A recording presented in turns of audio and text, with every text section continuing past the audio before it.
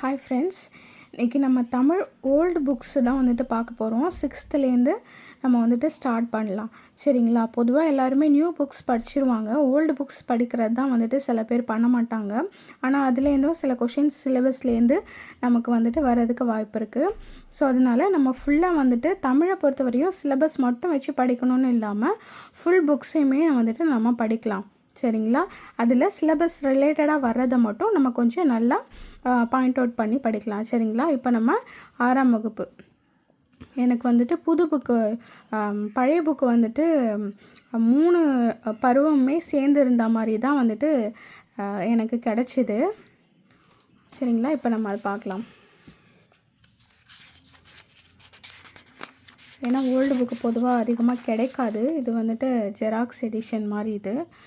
சரிங்களா? இப்போது இதில் வந்துட்டு பார்ப்போம். ஃபஸ்ட்டு இது வந்துட்டு என்னென்னு பார்த்தீங்கன்னா, இயல் 1ல் வாழ்த்து என்னென்னா திருவருட்பா. வள்ளலார்னு சொல்லக்கூடிய நம்ம ராமலிங்க அடிகளார் அவங்க எழுதின திருவருட்பாவிலேருந்து ஒரு பாடல் வந்துட்டு இங்கே கொடுத்துருக்காங்க. அது என்னன்னு பார்க்கலாம். கண்ணில் கலந்தான் கருத்தில் கலந்தான் என் எண்ணில் கலந்தே இருக்கின்றான், பண்ணில் கலந்தான் என் பாட்டில் கலந்தான் உயிரில் கலந்தான் கருணை கலந்து அப்படின்னு சொல்லிட்டு ராமலிங்க அடிகளார் சொல்லியிருக்காங்க. நீங்கள் இந்த பாடல் வந்துட்டு ரொம்ப எளிமையாக தான் இருக்குது. இது நம்ம படிக்கும் போதே நமக்கு வந்துட்டு நல்லா புரியுது. ஆனால் சில செய்யுள் பகுதிகள்லாம் வந்துட்டு சில இது வந்துட்டு நமக்கு படிக்கும் போதே புரியாது. அப்போது ஒவ்வொரு வார்த்தைக்கும் என்ன பொருள் அப்படின்றத நம்ம வந்துட்டு தெரிஞ்சுக்கிட்டோம்னா, நமக்கே ஆல்ரெடி தெரியும் அப்படின்னா ஓகே. அப்படி இல்லைன்னா நம்ம கீழே சொற்பொருள் விளக்கம்னு கொடுத்துருப்பாங்க, அதுலேருந்து நம்ம வந்துட்டு தெரிஞ்சுக்கலாம். சரிங்களா? இப்போ நமக்கு இதுக்கு என்ன பொருள் அப்படின்றத வந்துட்டு பார்ப்போம். கருணை நிறைந்த இறைவன் என் கண்ணில் இருக்கிறான், கருத்தில் இருக்கிறான், கலந்தான்னு மேலே சொல்லியிருக்காங்களே, அதை வந்துட்டு என் சிந்தனையில் கலந்து இருக்கிறான், என் எண்ணத்தில் கலந்து இருக்கிறான், என் பாட்டில் கலந்து இருக்கிறான், பாட்டின் இசையில் கலந்து இருக்கிறான், அவன் என் உயிரில் கலந்து இருக்கிறான் அப்படின்னு சொல்லியிருக்காங்க. இது ரொம்ப எளிமையான பாடல் தான் இது வந்துட்டு. ஓகேவா? அடுத்து நம்ம ஆசிரியர் குறிப்பு பார்ப்போம். ராமலிங்க அடிகளார், அது வந்துட்டு அவங்களுடைய இயற்பெயர். திருவருட்பிரகாச வள்ளலார் அப்படின்றது தான் அவங்களுடைய சிறப்பு பெயர். திருவருட்பிரகாச வள்ளலார் என்னும் சிறப்பு பெயர் பெற்றவர் அப்படின்னு சொல்லியிருக்காங்க. இவங்க எங்கே பிறந்தாங்கன்னா, கடலூர் மாவட்டம் மருதூரில் பிறந்தவர். இவங்களுடைய பெற்றோர் வந்துட்டு ராமையா சின்னம்மையார். அடுத்து இவங்க எழுதின நூல்கள் என்னென்னு பார்த்தீங்கன்னா, ஜீவகாருண்ய ஒழுக்கம், மனுமுறை கண்ட வாசகம். இது ரெண்டும் வந்துட்டு அவங்க எழுதின நூல்.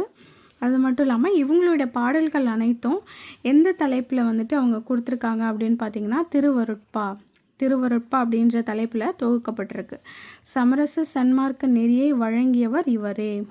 சமரச சன்மார்க்க நெறி வந்துட்டு வழங்கினவர் இவரே அப்படின்னு சொல்லியிருக்காங்க. அனைத்து மதங்களின் நல்லிணக்கத்திற்காக சன்மார்க்க சங்கத்தையும், அந்த சன்மார்க்க சங்கம் எதுக்காக உருவாக்குனாரு அப்படின்னா, அனைத்து மதங்களோட நல்லிணக்கத்திற்காக உருவாக்குனாரு. அடுத்து அறச்சாலை வந்துட்டு எதுக்கு உருவாக்குனாரு, அமைச்சாரு அப்படின்னா, பசி துயர் போக்கி மக்களுக்கு உணவளிக்கிறதுக்காக அறச்சாலையை நிரூபித்தார். அடுத்து ஞான சபையை வந்துட்டு எதுக்காக நிறுவனார் அப்படின்னு பார்த்தீங்கன்னா, அறிவு நெறி விளங்க வந்துட்டு ஞான சபையை வந்துட்டு நிறுவனார். சரிங்களா? சன்மார்க்க சங்கத்தையும் அறச்சாலையும் ஞான சபையும் நிறுவியவர். அடுத்து வாடிய பயிரை கண்டபோதெல்லாம் வாடினேன் அப்படின்னு யார் சொன்னா அப்படின்னு சொல்லி கேட்டாங்கன்னா, அது வள்ளலார் தான். வாடிய பயிரை கண்ட போதெல்லாம் வாடிய கருணை மனம் இவருடையது. அடுத்து வடலூர் சத்திய தர்மசாலையில் பசியால் வாடும் மக்களுக்கு சோறிட இவர் அன்று மூட்டிய அடுப்பு இன்றும் அணையாமல் தொடர்ந்து பசிப்பினி தீர்த்து வருகிறது. எங்கன்னா அறச்சாலைன்னு நம்ம ஆல்ரெடி படித்தோம்ல, அதுதான் வடலூர் சத்திய தர்மசாலை. சரிங்களா? எதுக்காகன்னா, பசியால் யாருமே வாடக்கூடாதுன்றதுக்காக. அடுத்து இவர் வாழ்ந்த காலம் வந்துட்டு அக்டோபர் 5ஆம் தேதி 1823 பிறந்திருக்காரு. அடுத்து ஜனவரி 30ஆம் தேதி 1874 இறந்திருக்காரு. சரிங்களா?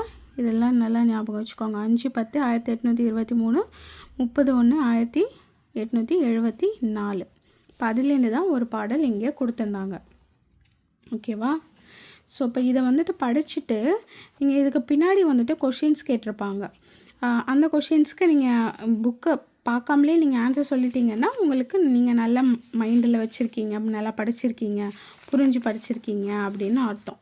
இப்போ இதில் பாருங்கள், ராமலிங்க அடிகளார் டேஷ் என்னும் ஊரில் பிறந்தார். என்ன ஊர்?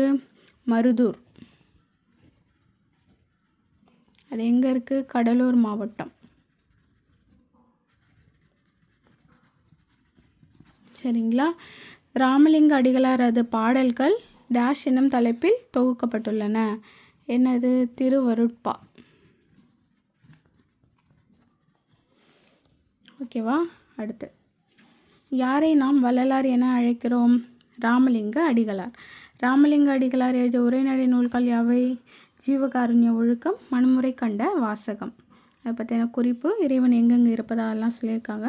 ஸோ இதெல்லாம் வந்துட்டு நம்ம ஆல்ரெடி பார்த்துக்கிட்டாச்சு. ஓகேங்களா? இப்போ நம்ம ஓல்டு புக்கு, அதாவது பழைய புத்தகம் தமிழ் 6வதுலேருந்து இயல் 1 இருக்கக்கூடிய வாழ்த்து நம்ம பார்த்துட்டோம். சரிங்களா? நம்ம அடுத்து திருக்குறள் இருக்குது. இதை நம்ம வந்துட்டு அடுத்த வீடியோவில் பார்க்கலாம். நன்றி.